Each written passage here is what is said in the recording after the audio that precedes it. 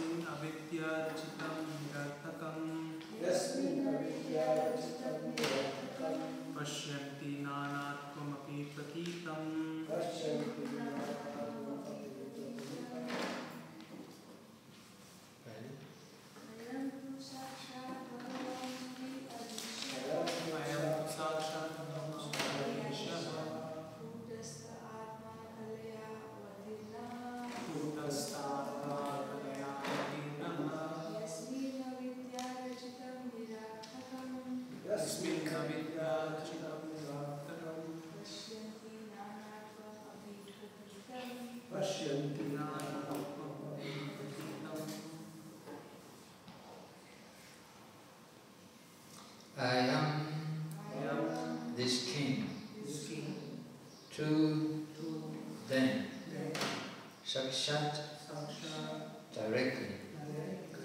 Bhagavan, the Supreme Personality of Godhead. Yudhishaha, the Master of the three planetary systems. Kutastha, without any change. Atma, the super soul. Kalaya, by a partial planetary expansion. Avatirnaha, descended. Yasmin, in whom. Avidya, Achitam, created by an essence. Niratakam, without meaning. Pashyanti, they see. Nanatam, material variegatedness. Api, certainly. Pratitam, understood.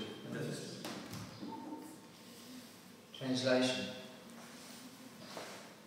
The king is the master of the three worlds, and he is directly empowered by the Supreme Personality of Godhead. He is without change, and he is an incarnation of the Supreme, known as Shaktivanishikavatara. Being a liberated soul and completely learned, he sees all material varieties as meaningless because their basic principle is nescience. Purport, Most Divine Grace A.C. Bhaktivedanta Swami Prabhupada. The reciters of these prayers are describing the transcendental qualities of Priti Maharaj. These qualities are summarized in the word Sakshat Bhagavan. This indicates that Priti Maharaj is directly the Supreme Personality of Godhead and therefore possesses unlimited good qualities. Being an incarnation of the Supreme Personality of Godhead, Priti Maharaj could not be equalled in his excellent qualities. The Supreme Personality of Godhead is fully equipped with 6 kinds of opulences, and King Prithu was also empowered in such a way that he could display these 6 opulences of the Supreme Personality of Godhead in full. The word Vikutasta, meaning without change, is also very significant.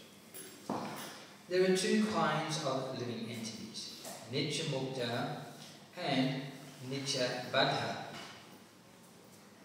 A Nitya Mukta never forgets his position as the eternal servant of the Supreme Personality of Godhead.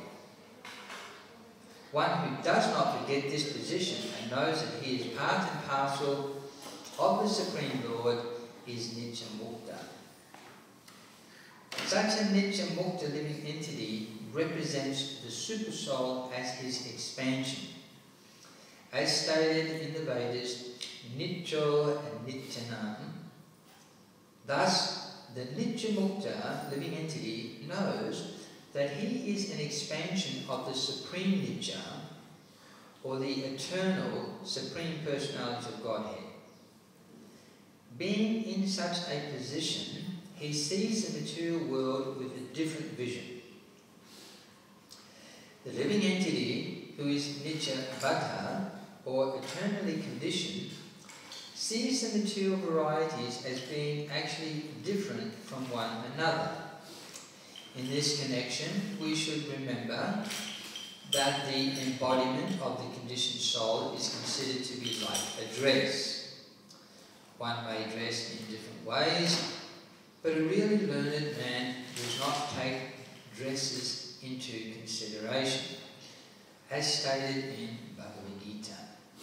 Vidya Vinaya Sampane Brahmane Yavahastani Shuni Chaiva Sapakicha Apandita Samadasana. The humble sage, by virtue of true knowledge, sees with equal vision a learned and gentle brahmana, a cow, an elephant, a dog and a dog-eater, outcast. Thus, a learned man does not look upon the dresses that externally cover the living entity, but sees the pure soul within the varieties of dress, and knows very well that the varieties of dress are the creation of nescience, avidya rachitam. Being a Saktavesh avatar empowered by the Supreme Personality of Godhead, Priti Maharaj did not change his spiritual position, and consequently there was no possibility of his viewing the material world as reality.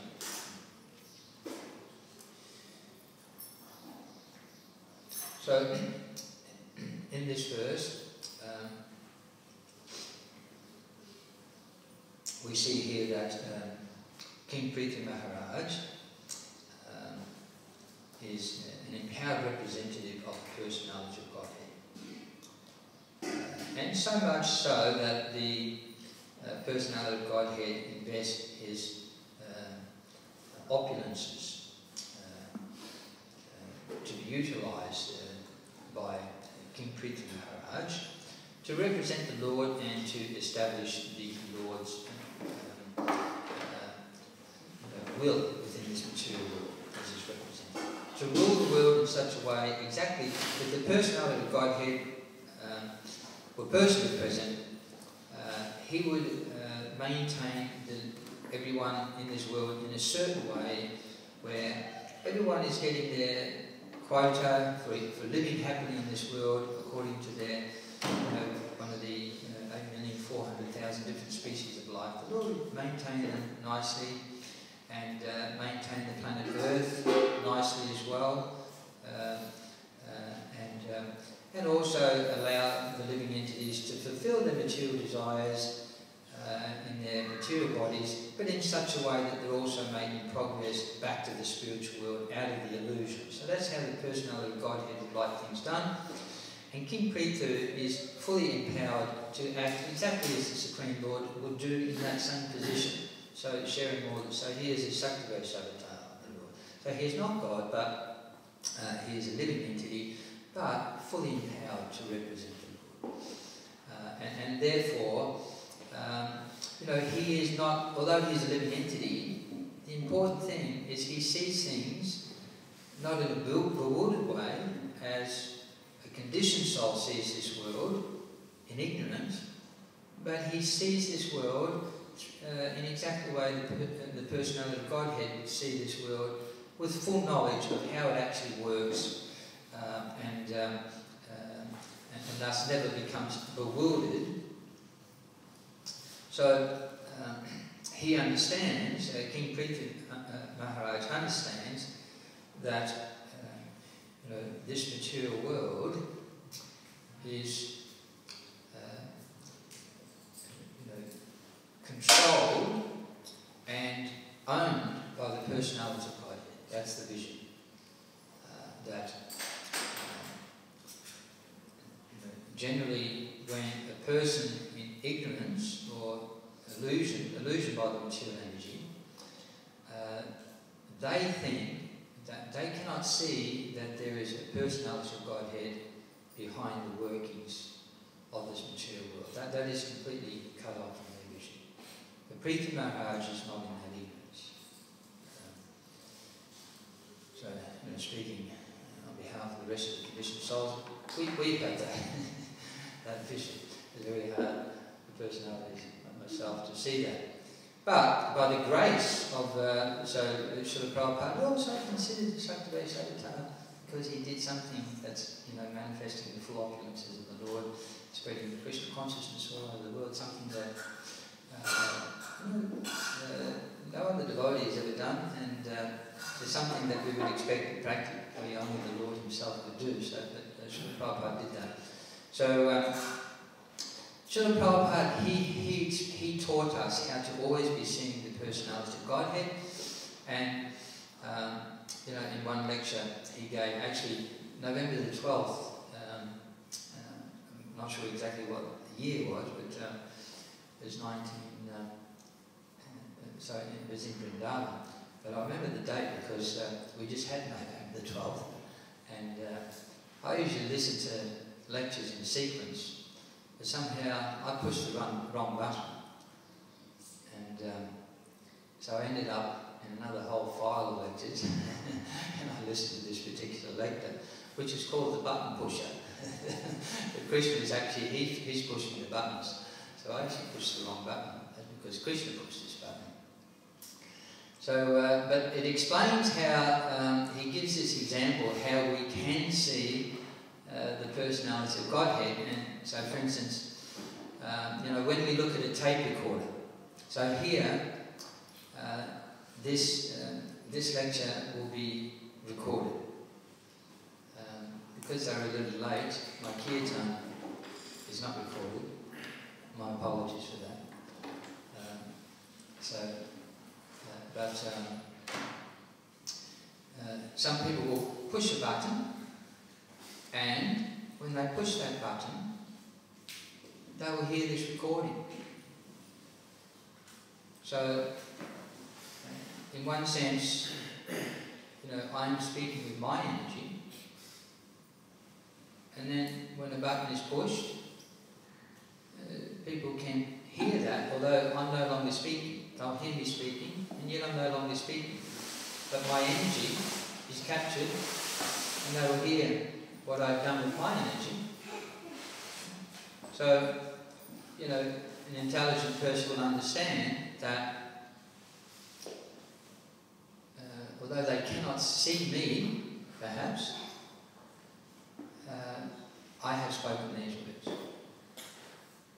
on the Bhagavatam. So in the same way, this world is like that. That someone has, as Prabhupada puts it, pushed the button, set things in motion. We can't see that person, but that doesn't mean he hasn't done it.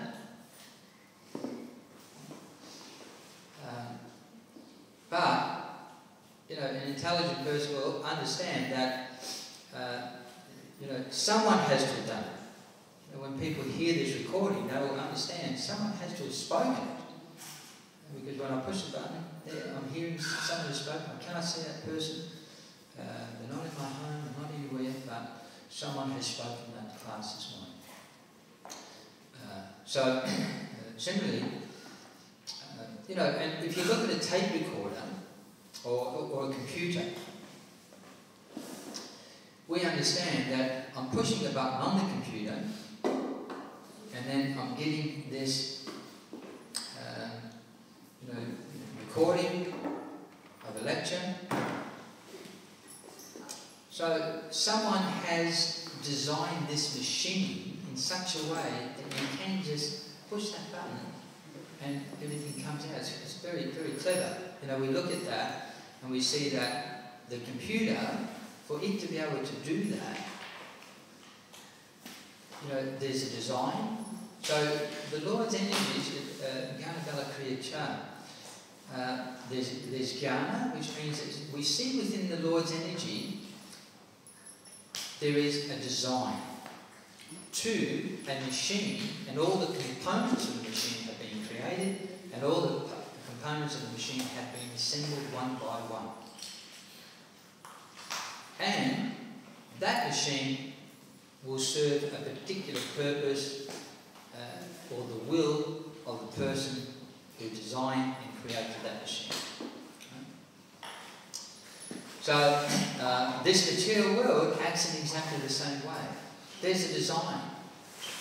So in there, when we see a design, all the components. So in this lecture, Srila Prabhupada gave the example of a banyan tree. So if you take the seed of a banyan tree, there's a tiny little grain. Within that, all the components are there that, when a little water, a little sunshine, what have you, a huge banyan tree will come out. Now those banyan trees go for, a long way. What's the biggest banyan tree someone knows of?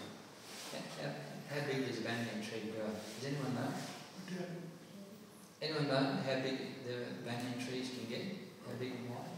Yeah, it's too much. Too much? Too much. Anything a little bit more mathematical? Too much? Can they go a mile? Can they go 500 yards? Yeah, some of them in Calcutta I heard it's like maybe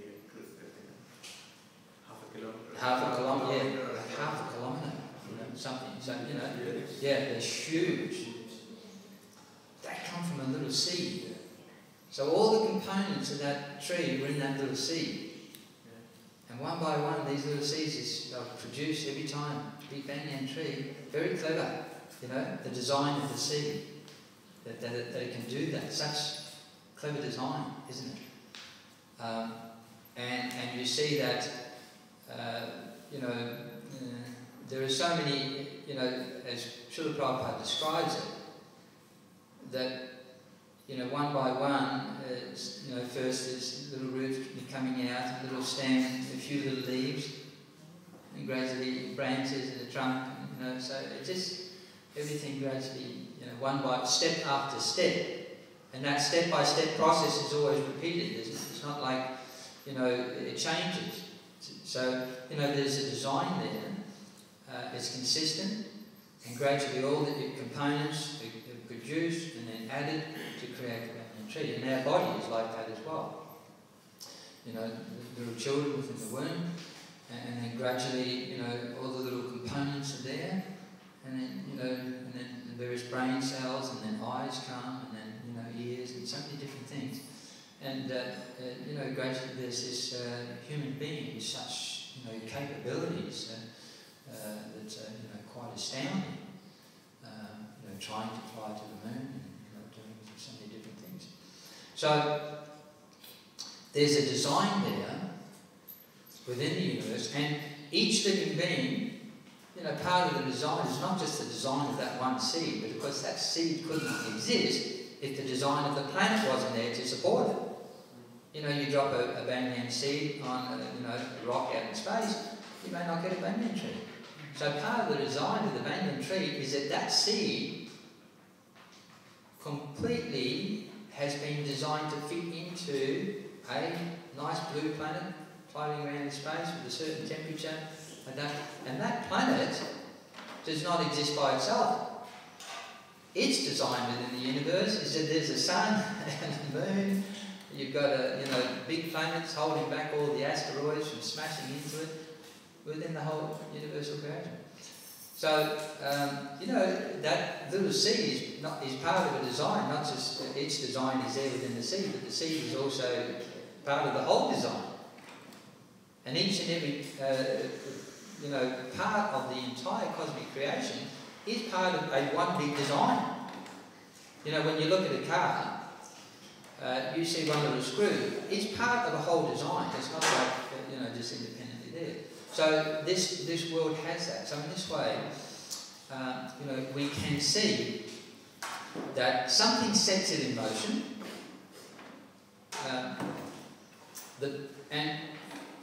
Who would you expect that is actually controlling this material world, which has that design? You would expect that the person who designed it and created it is the person controlling it. Yeah? Isn't it? The person who designed it. Just like we have, our software companies. So they're actually controlling the type of computers which are created, aren't they? Now to suit their software.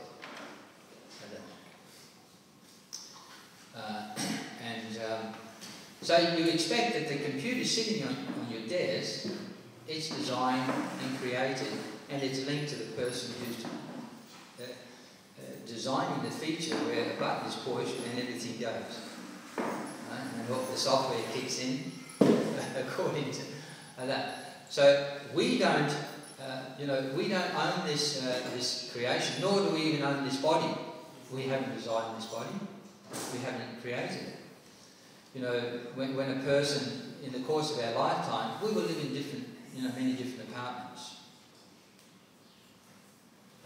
When we live in many different apartments, we know that, someone has put this apartment here. Just because I'm living in it doesn't mean I own it and control it. And then I go to another place and then another place. And we find that generally, and we may, even if we have a little purchase of property in this world, it's for a temporary time. But there's a controller above us. When we're gone, someone else, it remains out of our control. So, actually, in this way, we see that there is a personality of Godhead. The Nityamukta, or the eternally liberated persons, they always see the personality of Godhead. But, the Nityabhada, it's difficult for us to see Krishna as described. Who is that personality of Godhead? Very nicely described by Krishna himself. In all the Vedic scriptures confirm that Krishna is the Supreme Personality of Godhead. But we find it very difficult to perceive that personality of Godhead behind the creation. So, we don't see the purpose of creation. We see that this creation and this material body is meant for our sense gratification, that, here I've got so many senses, and here are so many objects of enjoyment for the senses. Obviously the purpose of creation is for my senses to enjoy all the sense objects in this world. How easy could it be?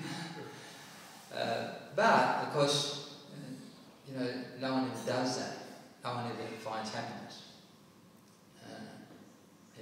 It's a frustrating process which always lets you down, and there's no satisfaction.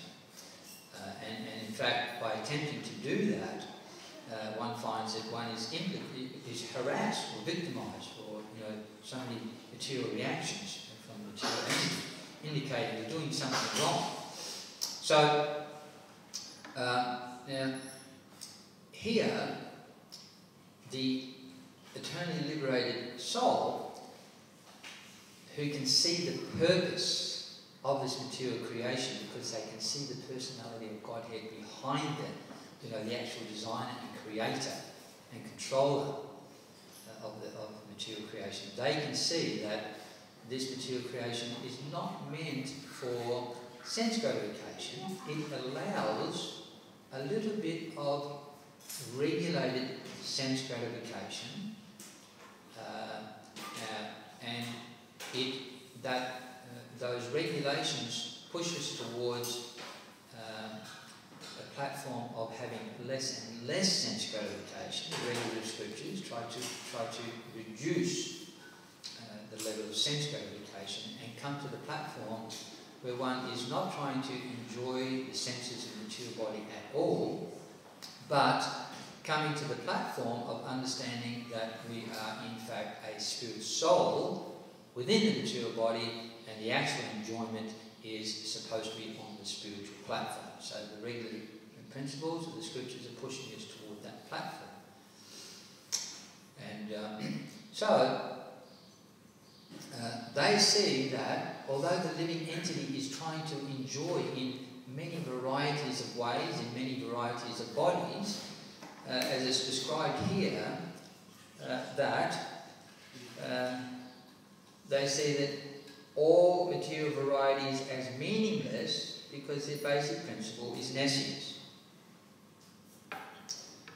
Now, when it's described that the material varieties are meaningless, it is referring to that in regards to the living entities trying to enjoy, to have varieties of enjoyment in the material world. Varieties in material existence are not meaningless in the sense that it is a creation of God, because we see that there are 8 million different forms of life, and therefore those varieties are not meaningless in the sense that we have a particular desire to enjoy in a particular way, and the different material bodies in different habitats facilitate that enjoyment in the material world. So, but no matter which particular variety of sense gratification we desire to enjoy in this material world, it is meaningless in the sense that no one ever actually enjoys. That is the thing. So, again, Srila Prabhupada quotes Srila Bhaktivedanta Saraswati Thakur, that it is in fact trying, like licking the jar of the honey. Actually, there's no taste there. There's a glass doesn't really have a taste. Now, if we take the jar and say, whatever's in the jar, we don't know. The jar's locked. We're not getting any of that. But say we put a label, Brahmana. You lick the jar. What do you taste? Nothing. You put a different label on the jar. Elephant. What do you taste? Nothing. Dog eating. Therefore this verse is quoted that Vijavanaya Sampane Brahmani Gavi Hastini Shunichera Sapake Cha Pandita Samdadashana. The humble sage, by virtue of true knowledge, sees with equal vision a learned and gentle Brahmana, a cow, an elephant, a dog, and a dog eater. Actually, it's all mental concoction. There's no happiness there, and despite the fact that there's no happiness, but by mental concoction, we decide, so now I'm happy as a dog. But there is no happiness. Now I'm happy as a Brahmana. There's no happiness there either. In any condition you go. Why is that? Because we're not the body. The body is the machine that covers the soul. Now again, Srila Prabhupada explains that very nicely. That, he says, if I'm giving you rasgulla, if you're lucky to get them, the children haven't already got them. If I'm giving you rasgulla, but I put some cloth on your tongue. What will you enjoy? Just nothing. So then we say, oh, I'm eating the rasgulla. Oh yes, rasgulla. Love rasgulla. It's my favourite. But you've got the cloth on your tongue, you know. So then someone says, oh, you enjoy the rasgulla? Oh yes, it's my favourite. What about gulab jamun? Oh, gulab jamun. I love eating more rasgulla. You got the cloth. Oh, now it's gulab jamun. I've been waiting for this for so long now. I've got them. Actually, nothing. Still, same. So it's actually the soul, the senses are covered, and actually enjoying yourself there. We're just licking the bottle of honey and just putting a different label on that, and still we're not enjoying it. So therefore it's meaningless in that sense, with regards to sense gratification.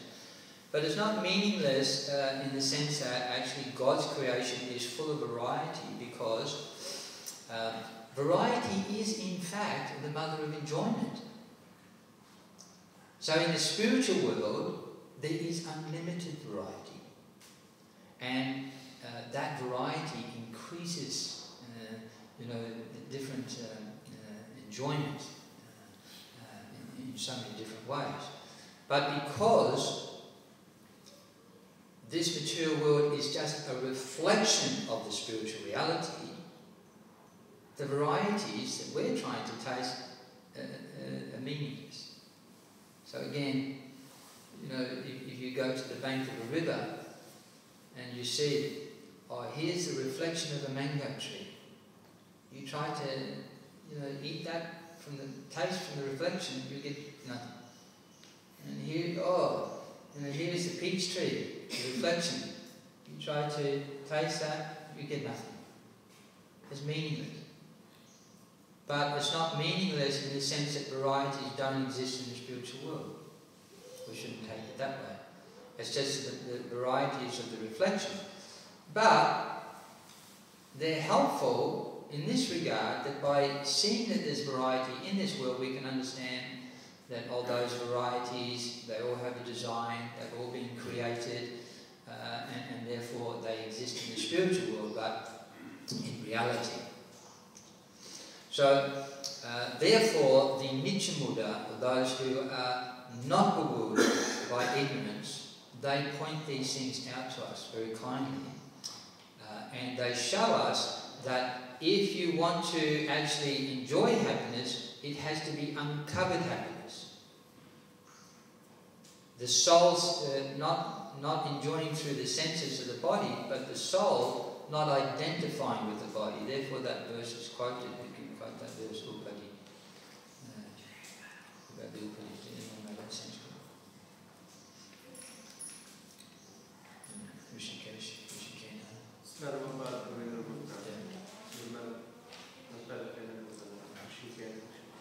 And the translation?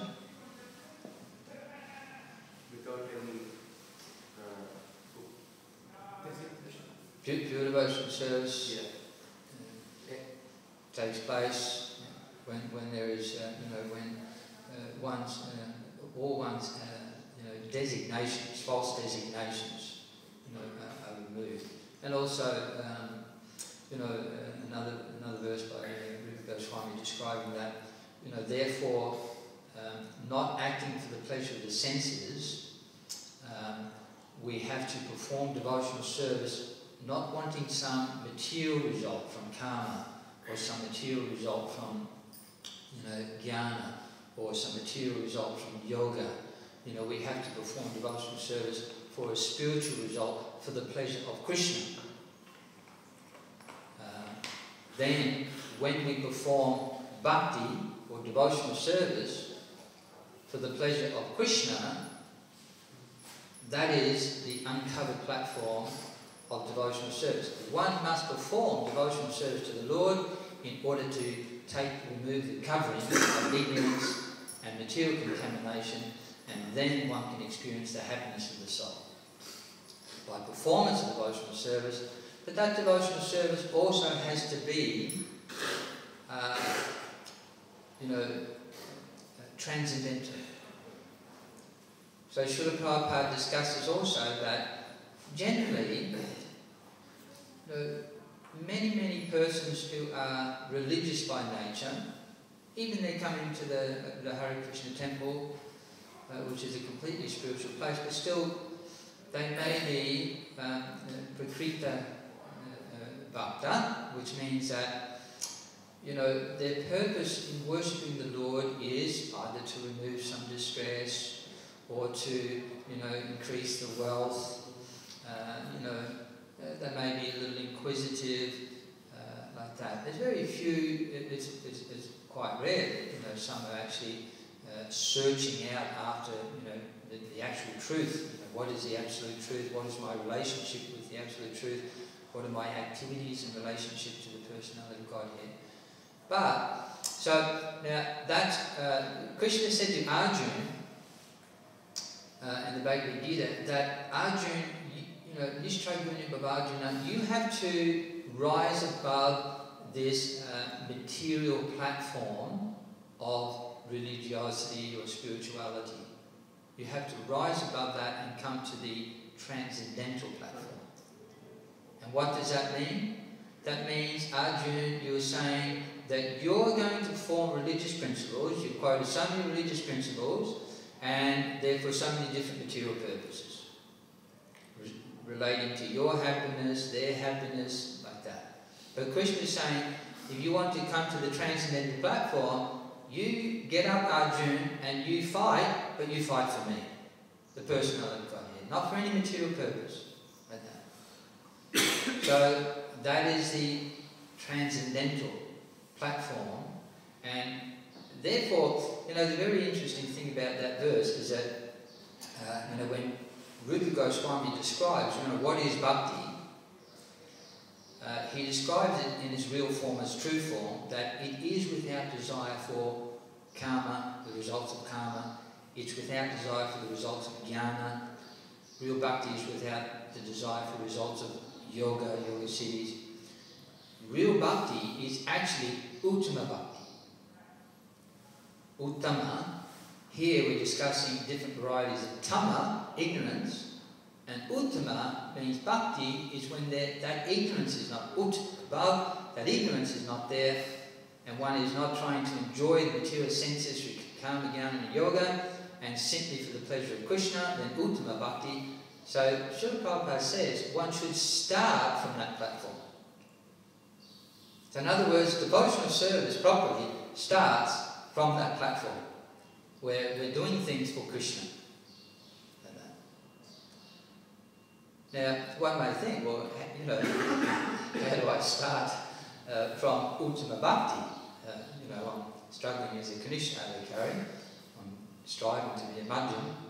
How do I start from? It means that if we follow personalities like Priti Maharaj, who are above Tama, then from the very beginning we are following the path of Uttama Bhakti. If we follow personalities like Priti Maharaj, if we follow personalities like Srila Prabhupada, from the very beginning we are following the path of pure devotional service. We may be in the neophyte stage, the green mango stage, but we are following Uttama Bhakti. In this ISKCON movement, from the very beginning, you hear very, very quickly what we are doing in devotional service is for Krishna's pleasure. We're addressing the deities for Krishna's pleasure. We're not going in the deity room that if I go in there, I'll come out. When I come out, then my bank balance will increase. From the very beginning, we're following Uttama Bhakti. Every devotee knows that. Whatever we do in this temple is for Krishna. We don't want to ask anything from Krishna. We may be in the neophyte platform, the green mango stage, but the green mango will ripen into a beautiful mature mango. So in this way, we take some guidance and take shoulder of personalities like Priti Maharaj, and who is fully manifest, the Lord's opulence, full opulence. As the personality of Godhead is fully manifest in the personality of Srila Prabhupada. He is the direct manifestation of Sri Krishna. And if we takes over this movement, from the very beginning we will always hear things. We're hearing knowledge which is above darkness on every level, and if we follow that, even if we have some impurities in our heart, but if we follow it, we're following the path of pure devotional service from day one in ISKCON. We're beginning from that platform. Srila Prabhupada said that, in a very humble way, of course, he's saying, we may not be pure devotees, but if we follow fully the instructions of the pure devotees, we're as good as pure devotees. Now, what does that mean? That means if we want to take advantage of what Prabhupada said there, it means chant 16 rounds every day. Come to that platform as soon as possible. Try and chant 16 rounds of the Hare Krishna Maha Mantra every day. Follow 4 regular principles. Illicit sex, again, intoxication, aridity, and perform all our devotional service for the pleasure of Krishna. If we do that from the very beginning, we're following the path of ultimate bhakti, and that is transcendental. We're under the shelter of Krishna's divine transcendental. If we remain Kritika, that we're performing our devotional service, we're not, strict to the regular principles, and we're performing a devotional service, with some significant material, ignorance and motivations, then it takes, it really delays the process of coming to the transcendental platform. And the other problem, as Srila Prabhupada points out, is that because we're on the material platform, we constantly fall away from devotional activities and become, enamored and washed away by the waves of material energy. But when we come to the transcendental platform, that doesn't happen, because we're actually under the shelter of the spiritual energy. So I'll just leave it there if anyone has any questions or comments.